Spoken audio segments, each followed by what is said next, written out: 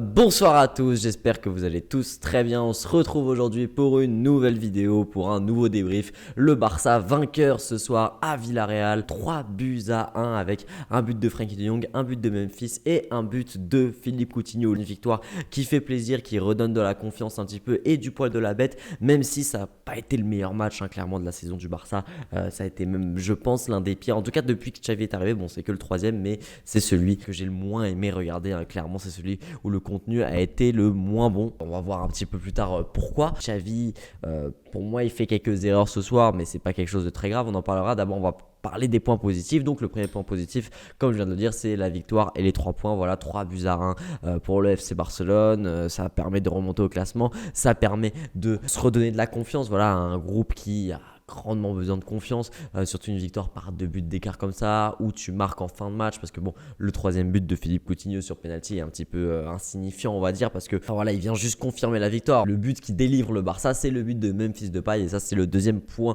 positif, c'est le but de Memphis Depay qui fait un assez bon match, même si au début il en croque deux, voilà, il croque 2 énormes occasions, mais en termes généraux, je trouve qu'il a fait un bon match avec et sans ballon. Memphis Depay, il a été assez bon, il a eu un bon rendement, il a assez bien joué les coups, même s'il a eu un début de match compliqué, il est monté en puissance au cours du match avant de marquer ce but où il fait preuve d'un sang-froid qui est vraiment incroyable. Voilà, quand il fait ce crochet, je pense qu'on a tous tremblé un petit peu parce qu'on a des souvenirs de crochet de Depay, mais là il a réussi son crochet, il arrive à la placer parfaitement, il garde son sang-froid. Voilà, il y a un partout comme ça, il dribble le gardien et au lieu de s'affoler, tirer pied gauche alors qu'il y a déjà les défenseurs, il va s'arrêter, faire le crochet, observer et la mettre là où il faut. Ça va lui redonner de la confiance en lui qui est dans une passe un petit peu compliquée avec le FC Barcelone.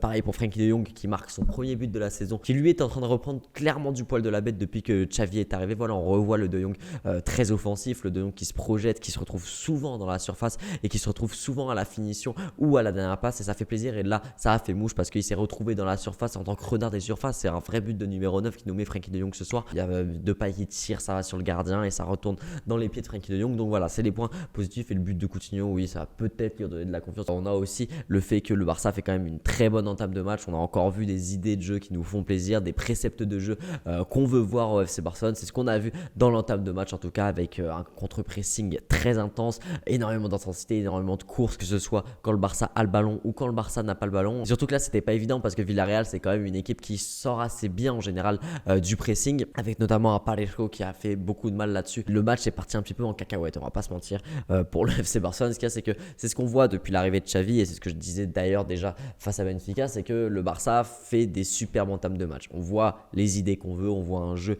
qui nous fait extrêmement plaisir, on voit du pressing, on voit des mouvements, on voit des situations, on voit que le Barça est dangereux offensivement, on voit que le Barça se procure des occasions, notamment avec un Abdé qui fait un match titanesque. Abdé, encore une fois, excellent match. Voilà, il a une capacité d'élimination. Je sais même pas s'il y a un dribble qu'il a raté, Abdé, ce soir. J'ai pas de souvenir de lui qui rate un dribble ce soir. Il a été exceptionnel. C'est vraiment ce type de joueur, voilà, le détonateur, ce joueur qui va permettre de déstabiliser l'équipe. Et d'ailleurs, le premier but de Frenkie de Jong, ça va venir d'un débordement d'Abdé qui va dribbler Pedraza, qui a vécu 20 premières minutes très compliquées face à Abdé. Pedraza du côté de Villarreal qui s'est fait clairement manger. Ensuite, il est monté en puissance et il a fait très très mal au Barça. Pedraza, on en parlera plus tard. Ça vient d'un débordement d'Abdé. Il élimine Pedraza. Ensuite, centre, et bon, ce sera pas dans les stats, il n'y a pas de but ou de passe décisive d'Abdé, mais voilà, c'est au moment où lui va placer le coup d'accélérateur que le Barça va marquer ce premier but. Donc voilà, d'où la dimension importante de ce genre d'ailier au Barça, de ce genre de joueurs de verticalité, de joueurs de profondeur, de joueurs accélérateurs qui vont pouvoir changer un petit peu le rythme redondant que le Barça peut avoir sur certaines situations. Donc voilà, le Barça 20 premières minutes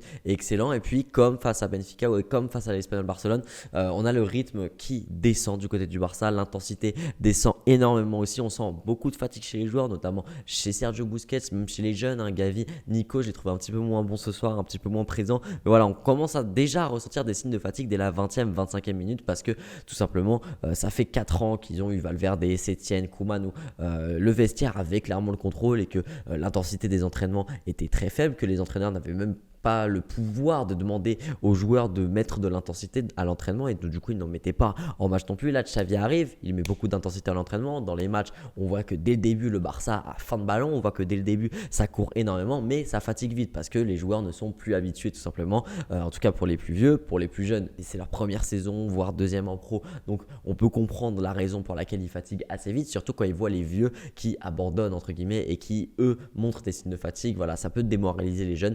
Donc alors c'est assez triste à dire, mais cette équipe du Barça n'est peut-être pas encore prête pour appliquer ce que Xavi veut mettre en place et qu'il va falloir y aller peut-être un petit peu plus progressivement que ce que Xavi avait prévu. Je vais m'expliquer. Le problème, c'est que évidemment qu'on donne du temps à Xavi, évidemment qu'on veut voir évoluer, qu'on ne va pas retrouver un jeu de position parfait au Barça du jour au lendemain, mais il y a aussi une réalité au Barça, c'est l'obligation de résultat. On a beau dire ce qu'on veut, on a beau dire qu'on préfère le beau jeu au résultat, c'est une réalité. Personnellement, je préfère le beau jeu au résultat, mais ça reste quand même le FC Barcelone. Il y a quand même une obligation de résultat. Voilà, si le Barça va en Europa League, c'est une catastrophe déjà. Si l'année prochaine, le Barça n'est pas dans le top 4 et retourne du coup en Europa League, c'est une catastrophe. Donc, il y a quand même une obligation de résultat. Il va peut-être falloir que Xavi réfléchisse à comment faire pour que progressivement au cours de la saison, on met de plus en plus d'intensité dans les matchs pour que ça dure en fait le plus longtemps possible dans le match et que pour que les joueurs à la 20e minute ne soient pas déjà complètement cramés et que le Barça se fasse bouffer. Parce que c'est ce qui s'est passé, le Barça s'est fait complètement bouffer en première mi-temps à partir de la 20e minute. En deuxième mi-temps aussi, c'est catastrophique alors que c'est là où le Barça marque ses buts quand même.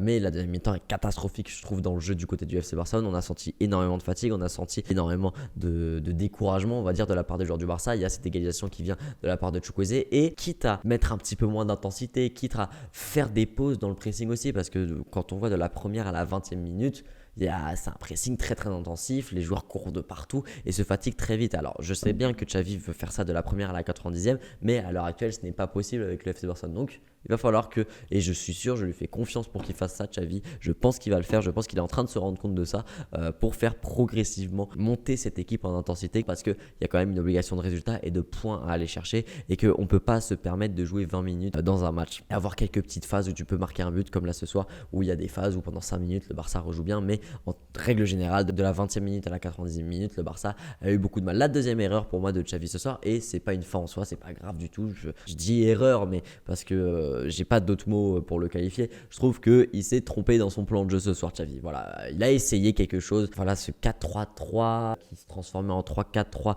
en phase défensive où on avait en fait un Eric Garcia qui était placé en latéral droit sur la feuille de match et qui, voilà, quand le Barça avait le ballon, Eric Garcia était latéral droit, puis quand le Barça n'avait pas le ballon, entre la 20e et la 45e, quand Villarreal était en train de surdominer le Barça, Eric Garcia venait se placer dans un double pivot avec Busquets. C'est assez bizarre, assez étrange. Je pense ne pas être le seul à ne pas trop avoir compris le système qu'a voulu mettre en place Xavi aujourd'hui, honnêtement.